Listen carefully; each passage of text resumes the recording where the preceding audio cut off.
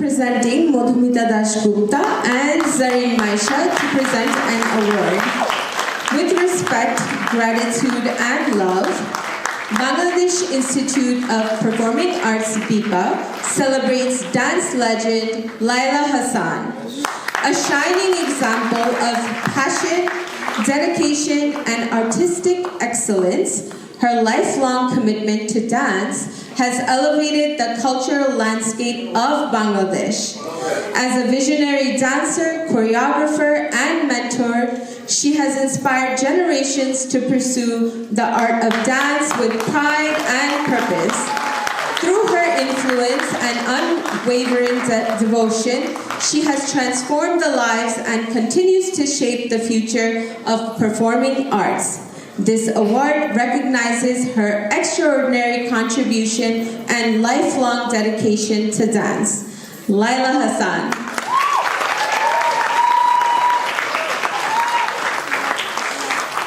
And at this time, I'd like to request our artistic director, our dance choreographer, Annie Ferdos, to say a few words.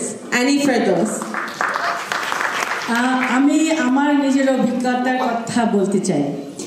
আমি রুমঝুমে রোজিয়াপ্পা, ওনাকে আমি রোজিয়াপ্পা ডাকি। রুমঝুম যখন হতো, আমার মনে হয় 1977 সালের কথা বলছি, 80 সালে আমি ওনার রুমঝুম অনুষ্ঠানে নাচ করেছিলাম। আমার 2টা লম্বা এরকম বেনি ছিল, মোটা মোটা।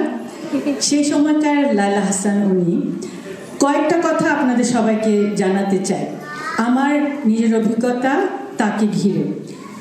লায়লা হাসান এমন একজন মানুষ ছিলেন, আমার মা আমার ভাই জিজ্ঞাসা করতো কোথায় যাচ্ছ, যখন বলতাম রোজিয়াপার কাছে রিহার্সালে যাচ্ছি বা ওনার অনুষ্ঠানে যাচ্ছি, ঠিক আছে যাও। এইটা একটা জিনিস। আরেকটা জিনিস হলো, তাকে দেখে শিখেছি কি করে সংসার ধর্ম সুন্দর করে পালন করা যায়, সংসারের সমস্ত দায়িত্ব পালন করা যায়। একই সাথে আমি যে অনুষ্ঠানের দায়িত্ব নিয়েছি, পারফরমেন্সের দায়িত্ব নিয়েছি, সেটাও সুন্দর করে করা যায়। তার কাছ থেকে আমার শেখা। এবং 3 নম্বর ভীষণ ইম্পর্টেন্ট, সেটা হলো আমার যে কোরিওগ্রাফি করার যে এটাকে কী বলবো, স্বীকৃতি বা কি শব্দটা, প্রেরণা বা বলা তোমার হচ্ছে বা তোমার হয়, তোমার হবে, এই ভরসাটা আমি তার কাছে পেয়েছি। তার বাড়িতে আমরা রিহার্সাল করতাম।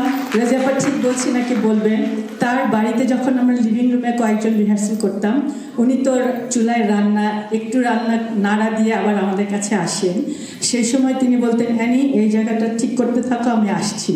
তো আমি করতে থাকতাম। তারপর উনি যে সে বলতেন যে হ্যাঁ এই জায়গাটা ভালো হয়েছে, ওইটা থেকেই কিন্তু ওইটা ইন্সপায়ার্ড মি এবং আমাকে আত্মবিশ্বাস, এই শব্দটা তখন খুঁজছিলাম, যে এই আত্মবিশ্বাসটা দিয়েছে আমাকে যে আমি মনে হয় পারি। তারপর আস্তে আস্তে পেরেছি। আমাদের অভিভাবকদেরকে বলতে চাই, আমি কিন্তু এবং আরেকটা অনেক ইম্পর্টেন্ট জিনিস, সেটা হলো যারা শো বিজনেস সে থাকে, যারা শিল্পী, আগে আমাদের সময়কার মানুষরা এটাই ভাবতেন যে ওই মঞ্চে যারা যায়, এন্টারটেনমেন্ট বিজনেসে যারা যায়, মেয়েরা বিশেষ করে ভালো থাকে না, ভালো হয় না, ভালো ঘরের মেয়েরা যায় না, বা গেলেও তারা ভালো থাকে না। সেই জন্য বিধিনিষেধটা থাকতো। আমারও কিছুটা ছিল, যেমন সন্ধ্যার পরে বাইরে থাকাই যাবে না।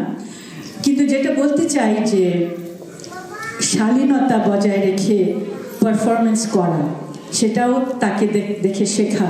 কেন রোজিয়াপা বললে যেতে দিতেন? কারণ তারা জানেন কোথায় যাচ্ছে মেয়েটি, কি শিখছে মেয়েটি, সেই সব কিছু এই যে পরিচালক, এই যে নৃত্য শিক্ষক, তাকে তার ব্যক্তিত্ব, তার চলাফেরা দেখে অভিভাবকরা ভরসা করেন। এখন আমি কিন্তু বলতে শুনি যে অ্যানিয়াপা আপনি যদি নিয়ে যান বা আপনার কাছে যদি যায়, আমাদের মেয়েরা যাবে। তো আমি এটা বলতে চাই, আমি যেমন ওনার কাছ থেকে শিখেছি, আমি মনে করি আমাদের বিবাহ পরিবারের ছেলেমেয়েরা আমাদেরকে দেখে আমাদের ব্যক্তিত্ব, আমাদের শালীনতা এবং আমাদের যে সাংস্কৃতিক গুণাবলী সেগুলো রপ্ত করছে। সুতরাং আপনারা নিশ্চিন্ত থাকুন, ওরা ভালো হাতে আছে। আমি আমি আর আমার কথা বেশি বলবো না, তার কথা শুনবার জন্য আপনার দাঁড়িয়ে আছে, রোজি আপা বলবেন, লালা হাসান।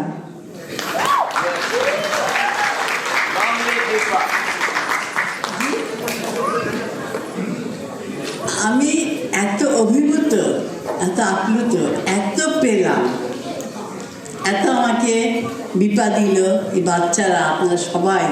এর যোগ্যতা আমার কতটুকু আমি জানি না, সত্যি আমি আমার চোখে পানি চলে আসছে যে সেই অ্যানি বহু আগে, না তুমি 77-এ ওই টেলিভিশনে অডিশন দিতে এসেছিলে, তারপর আমি ওইটা আরম্ভ করেছি রুমঝুম 80 সালে। তো আমি প্রথমে কৃতজ্ঞতা জানাই, বিপাকে তো জানালাম যে আমাকে এইভাবে আপনাদের সামনে যাতে আমার যোগ্যতা এতটুকু নেই তুলে ধরার জন্য। আর আজকে আমার যে পরিচিতি, এটা বলে বিটিভির সেই মানুষকে আমি মনে করছি প্রয়াত বেগম খালেদা ফাহমি, যিনি রুমঝুমের স্বপ্নদ্রষ্টা বলবো, যার মস্তিষ্কে প্রসূত এই নাচের অনুষ্ঠান আমাদের সংস্কৃতিকে, আমাদের নাচকে, নাচে তো একসময় অবহেলিত ছিল, নাচলে বোধ হয় বকে গেল, সব কিছু করতে পারছে, নাচলেই দোষ, সাংস্কৃতিক চর্চা করলেই দোষ, বিশেষ করে নাচ, মেয়েরা কেন নাচবে। আমি এখনও যে আজকেও একটা জায়গায় দেখা হচ্ছিল, আগে নাচতাম এখন নাচো না কেন, না এখন বাচ্চা বড় হয়েছে, আমার বাচ্চা বড় হয়নি, আমি তো নানি দাদি হয়ে গেছি। হ্যাঁ, সুতরাং ভালোবাসা এটা একটা শিল্প, কেন করবো না, কোনো দোষ তো না। আমি যেভাবে বললো এইভাবে যদি আমরা চলি, কেউ তো আমাদের আঙুল দিতে পারবে না যে আমরা কোনো অন্যরকম চলাফেরা কিছু, আমরা বাচ্চাদের সেই শিক্ষাই শিক্ষিত করতে চাই, দীক্ষা দিতে চাই বাচ্চাদের। যাই হোক, খালেদা ফাহমি আপা, আসলে আমি ওনাকে খালা বলতাম, একটা পারিবারিক সম্পর্ক ছিল আমাদের সাথে। ওনার বাবা আমার আব্বা একই জায়গাতে চাকরি করতেন, সেই সূত্রে তাদের বাড়িতে, সেখান থেকে আমার একটা শিক্ষা ছিল। মানে লম্বা বারান্দা উঠোন ছিল, সেখানে বারান্দাতে আমরা ওনাদের কাছে শেখা ঋতুচক্র করতাম, নানা রকম অনুষ্ঠান করতাম। সেই সময় একটা ভালোবাসা বোধ আমার প্রতি তৈরি হয়েছিল, তারপরটা অনেক আগে ছোট্ট ছিলাম। তারপর যখন বিটিভিতে গেলাম, তখন আমাকে একদিন বললেন যে নাচের অনুষ্ঠান করবো, তুমি এটা করবে। আমার তো মাথায় আকাশ ভাগা, আমি কী করে করবো, আমি কি জানি, কি শিখেছি, কি, যদি তখন অনেক বড় আমি। তারপর যাই হোক, আমি ভাবলাম, 1 বছর ধরে ভাবলাম কীভাবে শেখাবো, কীভাবে কী করবো। যাই করতে করতে আমার ভাগ্য, আর একটি মাত্র চ্যানেল ছিল তখন, সেই জন্য রুমঝুম ছড়িয়ে গেছে। তাছাড়া ঘরে বসে শেখার সুযোগ তো কিছু ছিল না, যেখানে যা পয়সা খরচ করে বাবা মাকে নিয়ে গিয়ে অনেক ঝামেলা করে করতে হতো। তখন ওই সময়টা মনে হয় দুটো একটি ছিল, জাগোয়ার সেন্টার ছিল, বুলবুল একাডেমি ছিল, এরকমই 2-1টা প্রতিষ্ঠান, শিক্ষা প্রতিষ্ঠান, নাচ গান শেখার প্রতিষ্ঠান ছিল। এই যে ঘরে বসে এই শেখাটা, এবং এটা একদম যেটা কী বলে রুট লেভেল, একদম যে ছোট বাচ্চা যা কিংবা যারা সেরকম পয়সা খরচ করে শিখতে পারছেন না, তারা পর্যন্ত শিখেছে ঘরে বসে, সেই জনপ্রিয়তা পেয়েছে এবং সবচেয়ে ছড়িয়ে গেছে। নাচ যে শিল্পটা, এটা অনেক দূর ছড়িয়ে গেছে, সেটা খালেদা ফাহমি ওনার জন্যেই হয়েছে। আমি চিরকৃতজ্ঞ।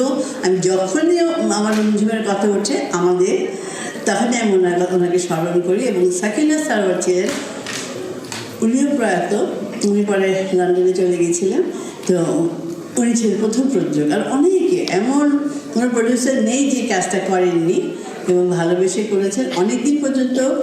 মাঝখানে 2-1বার এটা হয়তো হয়নি, কিন্তু আমি 2023-এ কিছুদিন ধরে আমি আছি আমেরিকায়, মাঝে মাঝে যখন দেশে যাই ওরা আমাকে ডাকে, আপা আসেন রেকর্ডিং করে দিয়ে যান।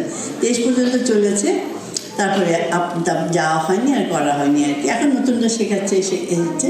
যাক, শুধু এটি বলবো যে ওই যে আরম্ভ হয়েছিল সেই স্রোতটা এখনো বয়ে চলছে। এই যে এত এত বাচ্চা এখানে, অনেক মা বাবারাও আমাকে বলেন আপনার নাচ আমার একদম মুখস্থ, দেখাতে পারবো, আজকে বলছি একদিন দেখাতে পারবো, চলা চলা চল দেখাতে পারবো এরপর। এই যে তো যাই হোক, এটি আমার কোনো কৃতিত্ব নেই, আমাকে বলা হচ্ছিল বলে আমি শিখিয়েছি, সে পেরেছি, এটা জনপ্রিয়তা পেয়েছে। আর এমন এক মারা বলতেন আমাকে যে একটা মিউজিক হতো, ওই যে রুমঝুম হওয়ার আগে একটা মিউজিক হতো, ওই মিউজিকটা শুনিয়ে বাচ্চাদের ফিডিং বটল দুধ খাওয়ানো হতো আর কি, যেটা শেষ হয়ে যেতে বাস ওইটা ফিডিং বটলটা ছুঁয়ে দিয়ে চলে যেতে বাচ্চারা, আর খাবে না। ওটা রেকর্ড করে করে ওদের শোনানো খাওয়াতো। আমি তো বিশ্বাস করিনি, পরে যখন 5 বছর পূর্তি হলো তখন দেখেছি মায়ের কোলে বাচ্চারা এগুলো এসছে সব এগুলোছে। তো এইটুকুই আমার প্রাপ্য, যে আমি এইটুকু যদি ছড়িয়ে দিতে পারি। আমার ভালোবাসা, আমার প্রথম প্রেম, আমার নাচকে আমি ভীষণভাবে জানি, আমি এখন কেন ছাড়তে পারছি না, এখন আছি এর মধ্যে। তো এইটুকুই করছি। এবং অ্যানির সাথে আমার সম্পর্ক, বিপার সাথে, বিপার সবাই, এবং বিপা এমন একটি সংগঠন, আমি বলি 3 নারীর নেতৃত্বে, এবং এখন অনেক এসছেন সাথে, তারা যে এত শক্তিশালী, আমরা মেয়েরা নারীরা কী না পারি, বিপা তার একটা প্রকৃষ্ট প্রমাণ।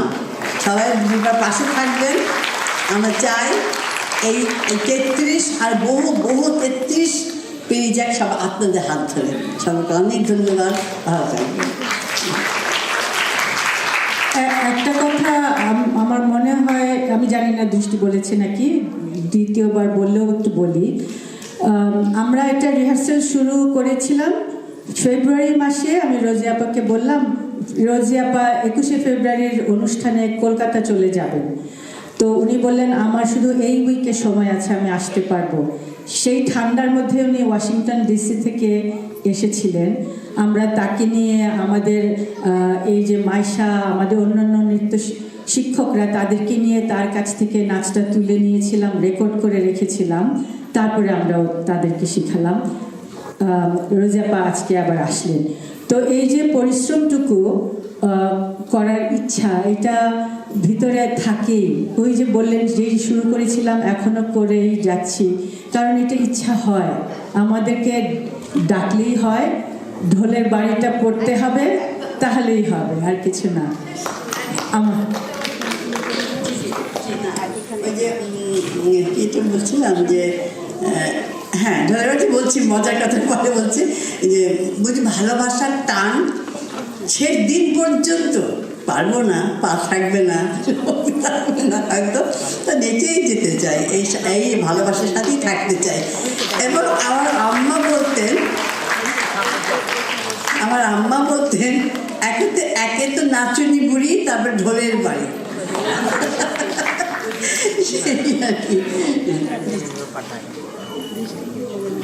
Ladies and gentlemen, Laila Hassan, the legendary Laila Hassan.